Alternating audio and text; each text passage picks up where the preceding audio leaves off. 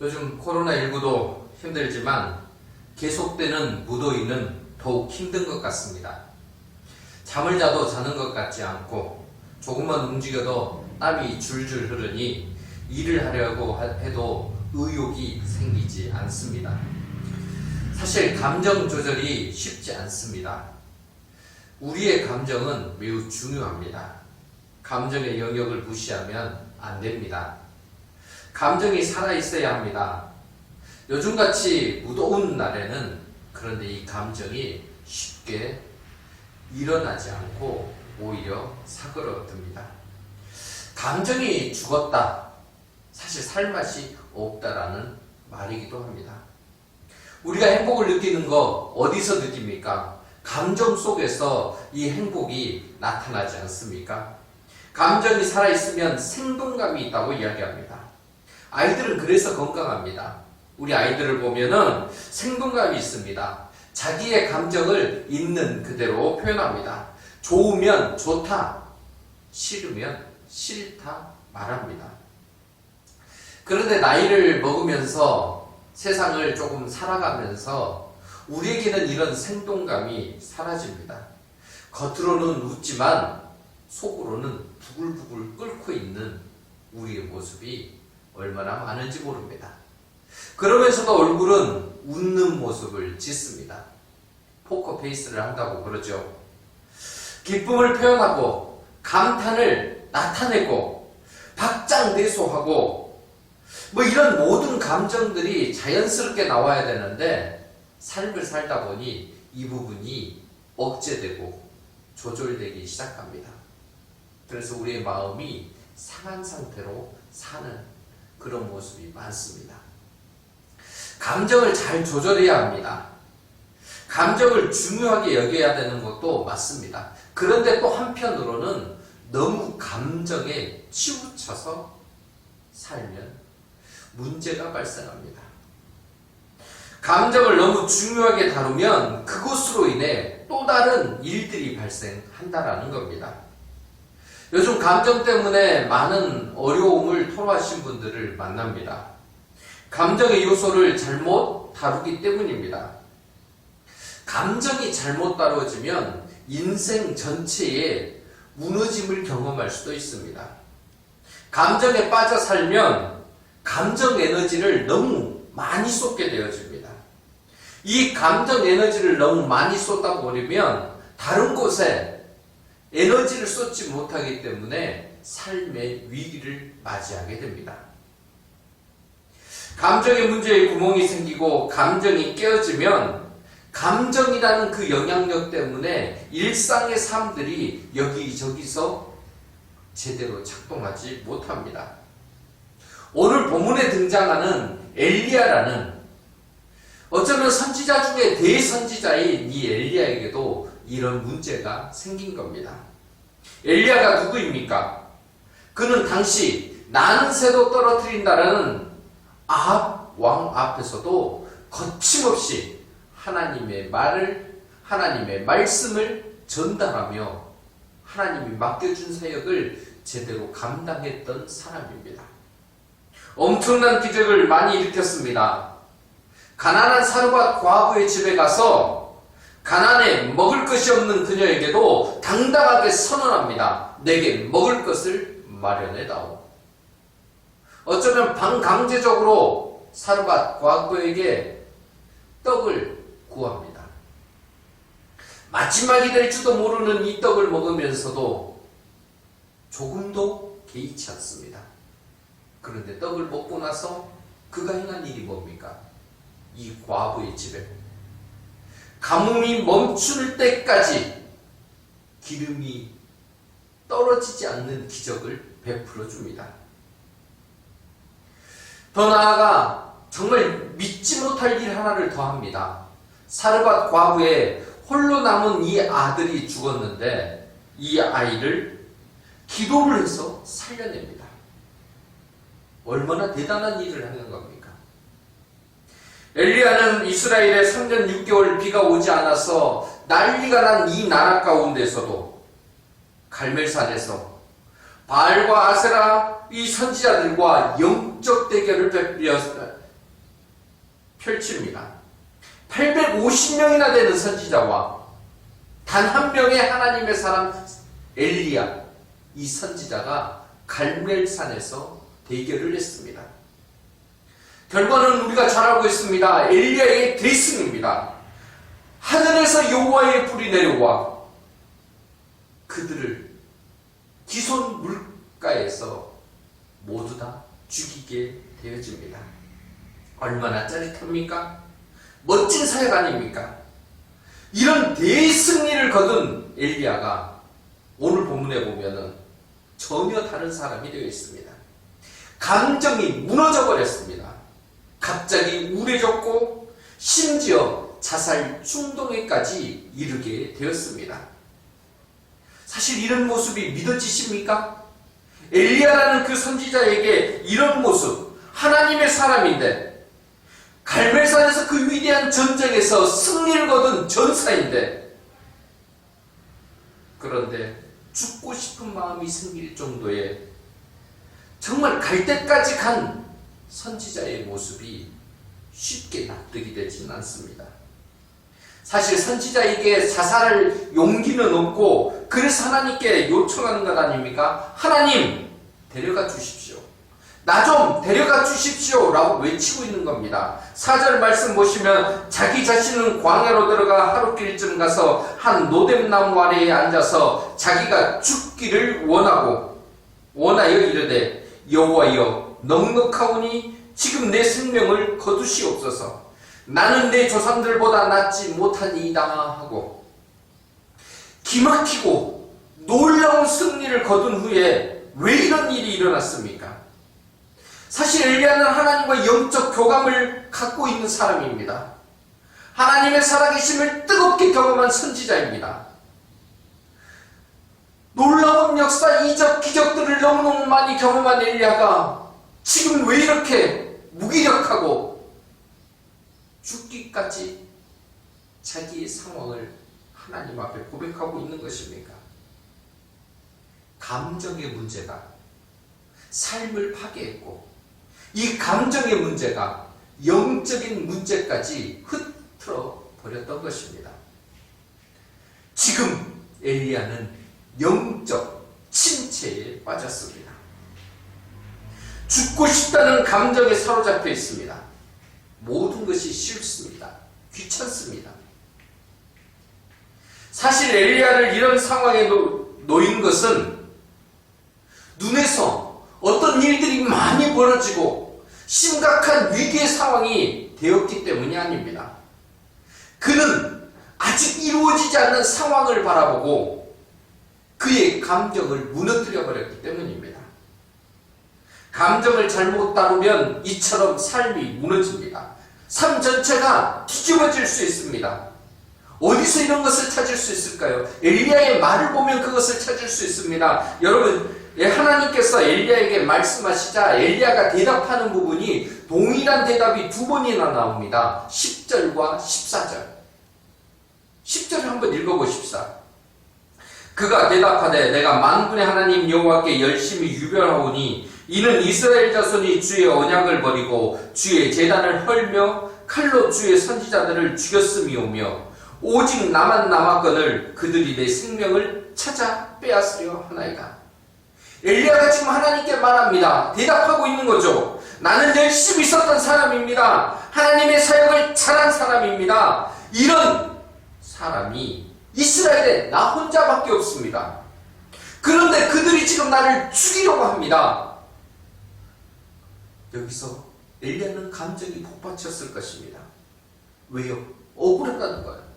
아니, 나처럼 열심히 일하고 나처럼 정말 하나님을 위해서 최선을 다했는데 왜 이런 되지도 않는 말들이 내게 닥쳐오는 겁니까? 지금 나밖에 남지 않았는데 나를 죽이면 어떡하냐는 겁니다. 엘리야는 지금 아합 왕의 아내인 이세벨이 사실 오늘 보면 2절에서 한 말 때문에 감정의 상함을 가져왔던 겁니다. 이세벨이 내일 이맘때에는 반드시 내 생명을 저 사람들 중 한 사람의 생명과 같게 하리라. 즉 죽이겠다는 엄포를 놓은 겁니다. 사실 여러분 죽일 거면은요 내일까지 두지도 않습니다. 당장 죽이면 되는 거죠. 그런데 내일까지라는 말을 했다라는 것은 엄포에 가까운 이야기죠. 하고 싶은데 그럴 능력이 사실은 없는 겁니다. 그런데 이런 말임에도 불구하고 이런 말에 엘리야는 감정이 상해버렸습니다. 갈멜산에서 그렇게 전사다운 모습으로 850대 1로 승리를 거둔 그런 모습은 사라져버린 거죠. 사실 엘리야는 이미 길르앗에서 그리시네가에서 사르밧 과부의 집에서 하나님의 훈련을 열심히 받은 하나님의 사람입니다. 전사 중에 전사죠. 하나님의 역사와 능력을 온몸으로 체험한 사람입니다. 그럼에도 불구하고 여인의 그 한마디에 감정을 쏟아버리니 이전에 가졌던 모든 것들이 사라져버리고 자기의 그 답답한 것만, 정말 자기의 어리석은 모습으로만 하나님 앞에 나서고 있는 것입니다. 사실 엘리야가 갈멜산에서 850대 1로 싸워서 승리를 거둔 것은 엘리야 자신이 힘이 있어서가 아닙니다. 하나님께서 엘리야와 함께 하셨기 때문이고 하나님께서 그에게 능력을 베풀어 주셨기 때문입니다. 그렇기 때문에 갈멜산에서의 싸움은 그 싸움의 승리의 원동력은 엘리야에게서 나온 것이 아니라 하나님의 힘에서 나오는 것입니다. 조금 더 정확하게 말하면 갈멜산에서의 승리는 하나님의 승리이고 하나님의 실력이십니다. 엘리야는 단지 하나님께 주목하고 하나님을 바라보고 하나님의 도우심으로 갈멜산에서 850명에게 나갔던 것입니다. 상황은 훨씬 좋지 않았으나 하나님을 바라보고 하나님을 집중해서 나갈 때 내 감정의 문제가 아닌 하나님 앞에서의 올바른 믿음을 가지고 나갈 때 그는 승리할 수 있었습니다.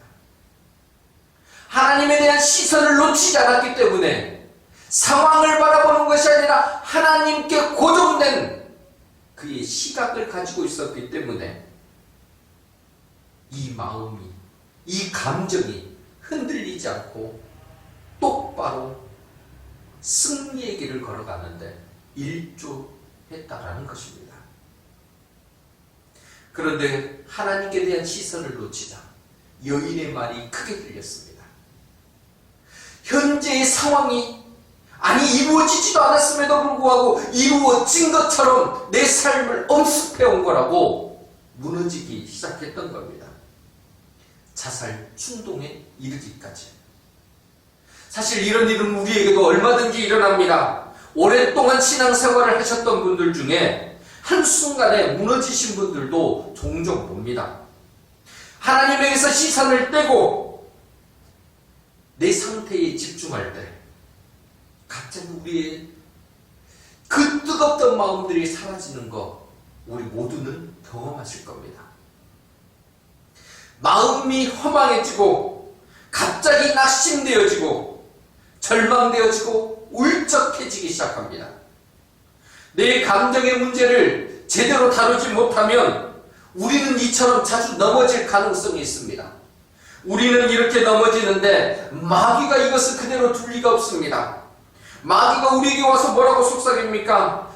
우리의 감정에 집중하라고 속삭입니다. 지금의 감정에 충실하라고 말합니다. 지금 내가 하고 있는 것은 옳다라고 말합니다. 내가 느끼는 것이 옳은 거야. 그것이 전부야라고 우리를 속입니다. 그리고 자꾸 우리에게 감정에 충실해서 살아야지, 감정대로 사는 것이 옳은 거야 라고 말을 해줍니다. 그래서 우리의 감정을 더 들끓게 만들고 충동질시킵니다. 감정이 모든 것에서 앞장 세워놓고 그것이 우리의 삶을 이끌도록 만들어버립니다. 그때 사고가 발생되었습니다.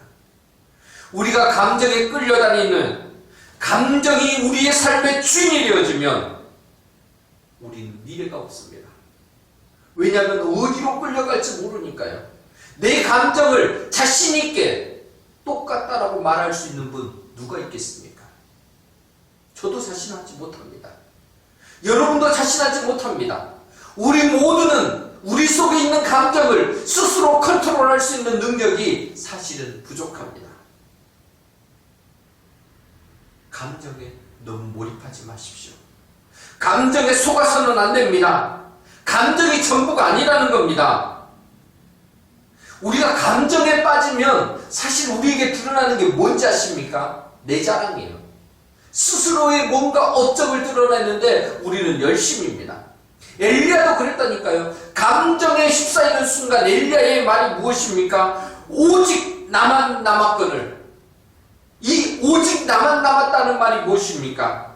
일할 사람은 나밖에 없는 거고 지금까지 일한 것은 나밖에 없는 거고 하나님 내가 다 일을 했는데 지금 나를 죽이려고 그럽니다.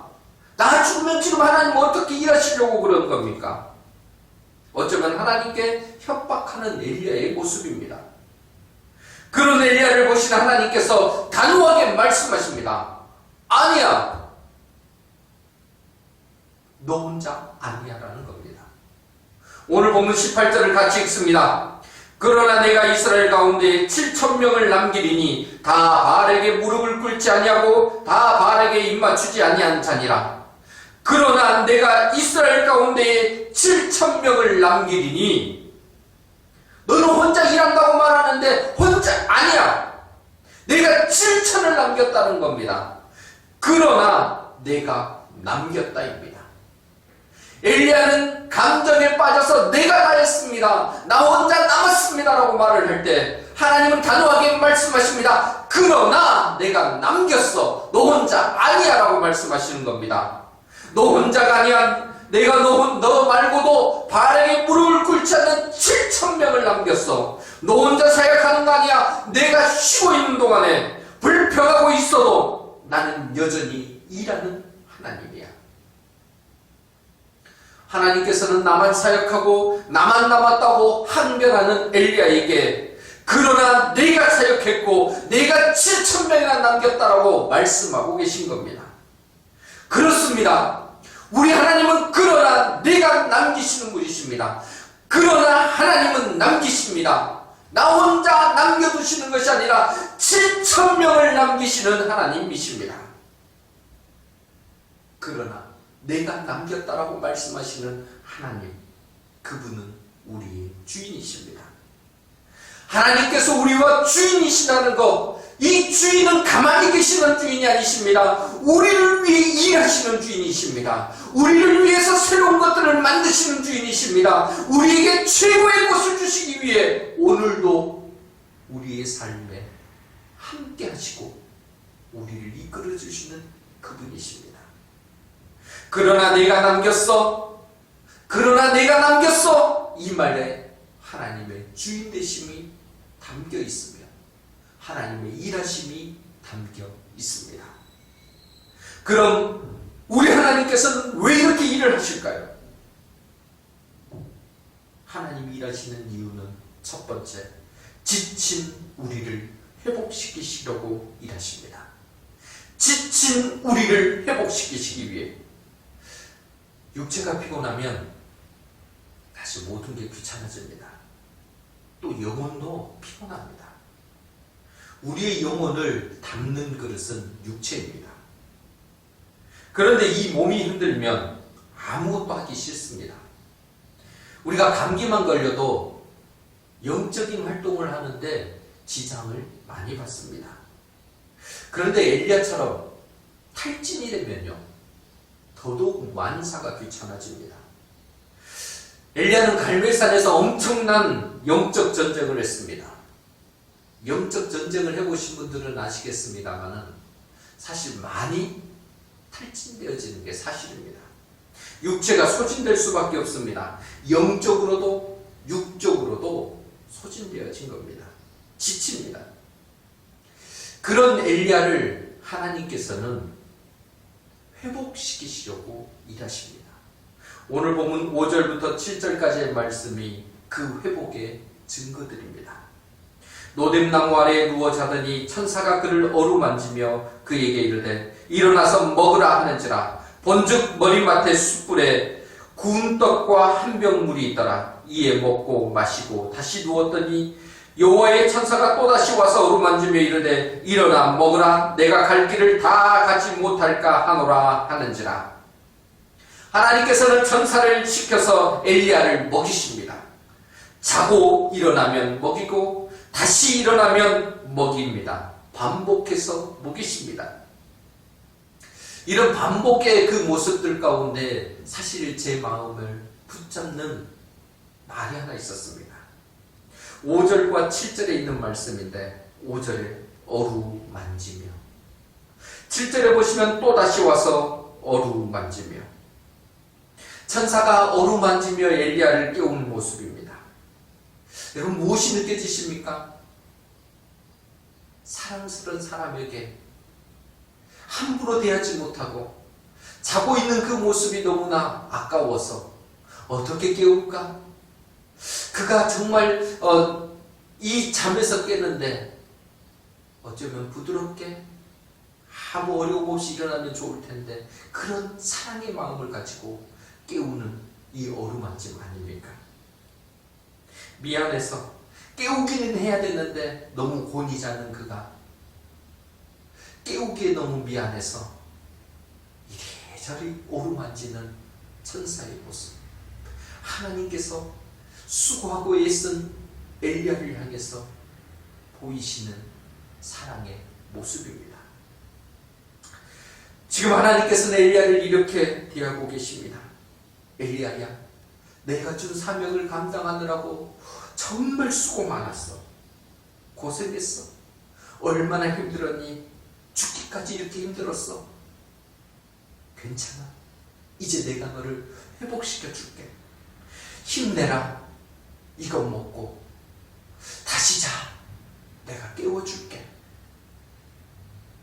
하나님께서는 죽여달라고 애원하는 엘리야를 죽이지 않으십니다.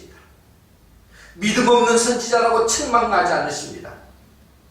두려워 떠들고 있는 그에게 화를 내지도 않으십니다. 오히려 엘리야 선지자에게 먹을 것을 주십니다.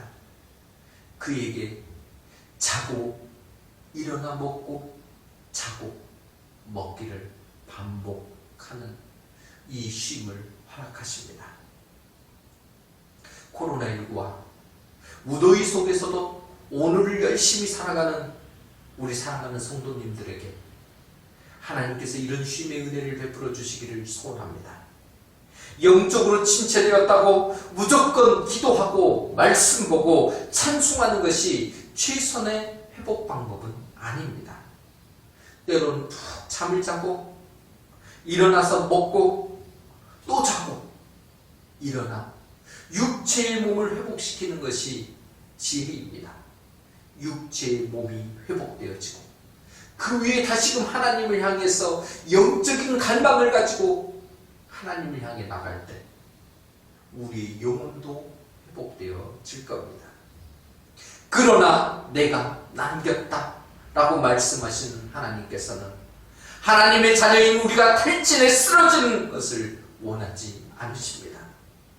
너희 주인인 내가 일하고 있으니 푹 쉬고 육체를 회복하려 하나님의 말씀이십니다.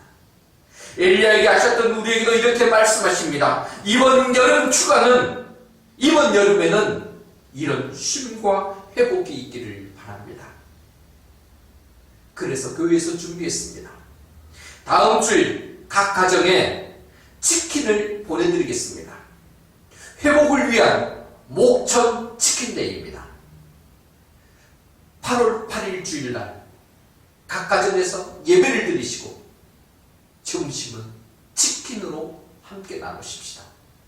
치킨을 먹으면서 우리의 육신이 회복되어지고 또한 우리의 영혼도 주 안에서 회복되어지는 기쁨이 우리 모두에게 있기를 주의 이름으로 간절히 부탁드립니다. 그러나 내가 남겼다 말씀하신 하나님께서는 우리의 회복을 위해 일하십니다. 그리고 또 두 번째, 우리에게 하나님의 말씀을 주시기 위해 일하십니다. 하나님은 우리에게 회복을 위해서 일하시고 또 하나는 우리에게 말씀을 주시기 위해 일하십니다. 하나님께서는 엘리야를 회복시키셔서 호렙산까지 가게 하십니다. 그리고 왜 호렙산에 오게 하셨는지 하나님 그곳에서 엘리야에게 말씀하십니다. 9절 말씀입니다. 엘리야가 그곳 굴에 들어가 거기서 머물더니 여호와의 말씀이 그에게 임하여 이르시되 엘리야야 내가 어찌하여 여기 있느냐. 탈진 상태에서 회복한 엘리야를 호렙산으로 이끄신 하나님께서는 그에게 말씀하십니다. 여호와의 말씀이 그에게 임하여 이르시되 엘리야야 내가 어찌하여 여기 있느냐. 내가 어찌하여 여기 있느냐 하시는데 하나님의 말씀이 그에게 임하여서 그에게 지금 뭔가 하나님이 말씀하고 계시는 겁니다. 하나님께서는 여호와의 산 앞에 서라고 엘리야에게 명하십니다. 그리고는 강한 바람으로 지진으로 불로 그에게 보여주십니다. 하나님은 나타나지는 않으십니다. 보이는 것들이 있었으나 그곳에 하나님은 계시지 않았습니다. 그런데 보이진 않지만 세미한 소리 가운데 하나님은 나타나십니다. 이 소리가 하나님의 말씀이요 임재입니다. 하나님께서 엘리야에게 임재하시니 엘리야는 이제 이전과 다른 모습을 보입니다. 13절 말씀을 보시면 엘리야가 듣고 겉옷으로 얼굴을 가리고 나가 섬에 그럽니다. 첫 번째는 그냥 섰는데 이제 두 번째는 겉옷으로 자기의 얼굴을 가리고 섭니다. 이 말은 무슨 말입니까? 하나님께서 엘리야를 만지시고 엘리야를 위해 일하시려고 쓰시니 죄 있는 엘리야로서는 하나님 앞에 함부로 설 수 없는 겁니다. 죄 있는 자는 하나님 앞에서 죽음을 경험하니까.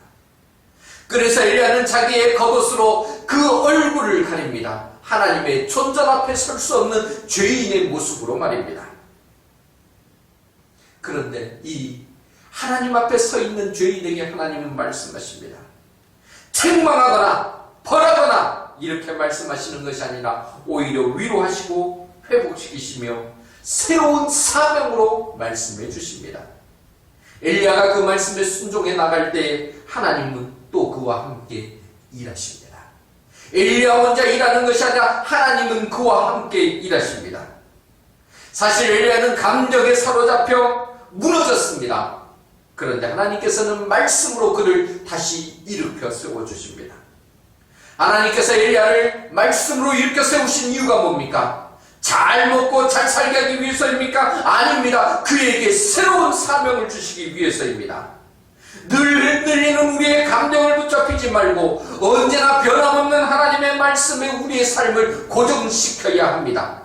그 말씀이 우리를 붙잡을 때 우리는 새로운 사명 가운데서 넉넉하고 하나님이 우리와 함께 일하심을 경험하는 능력의 사람이 될 수 있습니다. 지금 코로나19와 무더위 속에서 또 삶의 여러 가지 문제들 속에서 우리는 너무나 힘든 과정을 건너고 있습니다. 넘실대는 환경의 파도로 인해 고통받고 있는 분들이 얼마나 많습니까?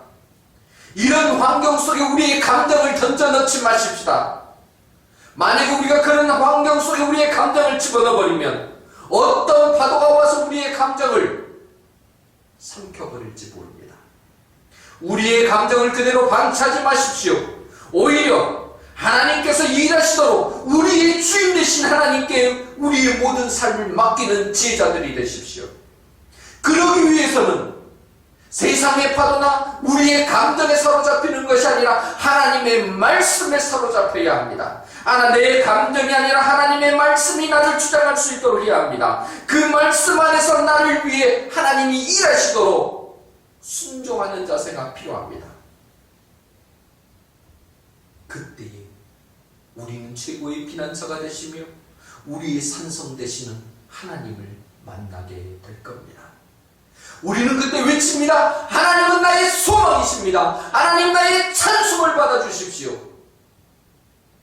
시편 기자가 고백했던 것처럼 시편 42편 11절에 내 영혼아 내가 어찌하여 낙심하며 어찌하여 내 속에서 불안해하는가. 너는 하나님께 소망을 두라. 나는 그가 나타나 도우심으로 말미암아 내 하나님을 여전히 찬송하리로다. 세상의 일로 불안하고 낙심 가운데 있습니까? 너무 지쳤습니까? 이제 하나님의 위로와 힘으로 말씀 가운데 받으십시오. 매일 말씀을 읽고 묵상하면서 하나님을 바라봅시다. 역사순으로 지금 읽고 있는 매일매일에 있는 그 말씀을 놓치지 마시고 하루에 두세 장씩 읽는 이 말씀 앞에 우리의 삶을 집중 조명해 보십시다. 그리고 그 말씀을 붙잡고 우리는 이렇게 외쳐야 합니다. 나를 위해 일하시는 하나님과 함께 있으니 나는 하나님을 바라보며 나아갑니다. 나를 인도해 주십시오. 우리의 고백이 매일매일 이루어지기를 소원합니다. 아이들이 보는 그림책 중에 괜찮아라는 책이 있습니다. 그 책의 내용은 이렇습니다. 아이가 보기에 동물들은 참 이상합니다. 개미는 너무 작고 고슴도치는 따끔거리는 가시가 너무 많습니다. 다리가 없는 뱀이나 새면서 날지 못하는 타조도 마찬가지입니다. 기린은 또 어찌나 목이 이렇게 긴지 참 불편해 보입니다. 아이는 이런 동물들을 놀립니다. 그런데 모든 동물들이 아이의 놀림에 아랑곳 없이 괜찮아 대답합니다. 개미는 작지만 자기 몸무게의 50배가 넘는 것들을 들 만큼 힘이 세고 고슴도치는 자기 몸에 나와 있는 그 가시 때문에 사자가 와도 무섭지 않습니다. 또 뱀은 다리가 없어도 배의 비늘로 어디든지 기어갈 수 있고 타조는 날지는 못하지만 얼룩말보다 더 빨리 달릴 수 있는 다리가 있으며 기린은 키가 커서 높은 나무에 있는 잎사귀들을 먹을 수 있습니다. 그래서 모두들 자신 있게 자기만의 장점을 바라보면서 괜찮아 라고 말을 합니다. 그런데 이제 동물들이 아이에게 그러는 너는 뭘 그렇게 잘할 수 있느냐고 묻습니다.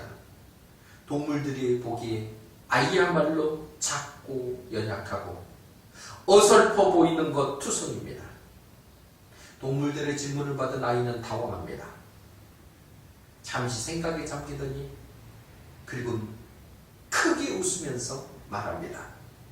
나는 세상에서 가장 크게 웃을 수 있어. 우리도 동물들처럼 아이처럼 당당하게 나는 하나님과 함께 있으니 괜찮아 이렇게 말할 수 있으면 좋겠습니다.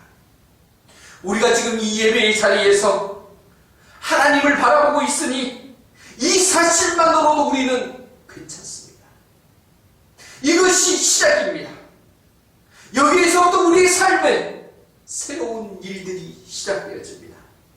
그때 그러나 나는 남겼다라고 말씀하시는 하나님께서 우리의 주인이 되시며 여전히 우리를 위해 일하시는 하나님께서 나를 지치고 상심되고 낙담한 나를 회복시켜 주시고 말씀으로 새롭게 살아갈 방향을 제시해 주시며 우리의 삶의 길을 새롭게 열어주실 것입니다.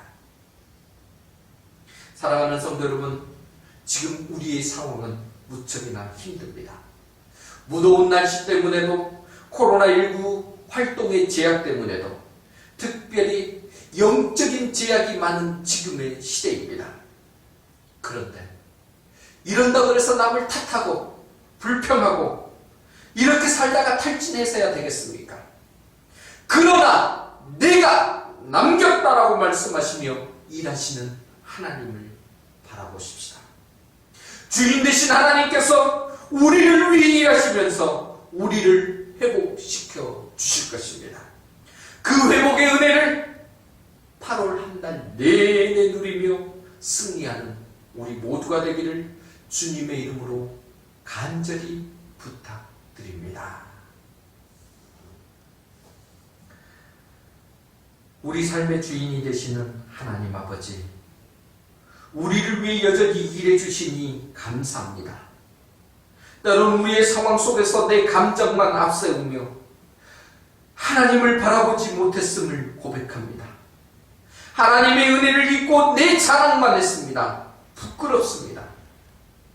그럼에도 우리를 탓하지 않으시고 그러나 내가 남겼다 말씀해 주시면서 우리를 다시 회복시켜 주시고 말씀으로 다시금 일으키시사 새 사명을 주시니 감사합니다. 코로나19와 무더위로 지친 우리가 다시금 우리를 위해 일하시는 하나님을 바라보며 당당히 일어서게 하옵소서. 8월 한 달도 우리와 동행하시는 하나님과 함께 승리하는 우리 모두가 되게 하옵소서. 예수님의 이름으로 기도드립니다. 아멘.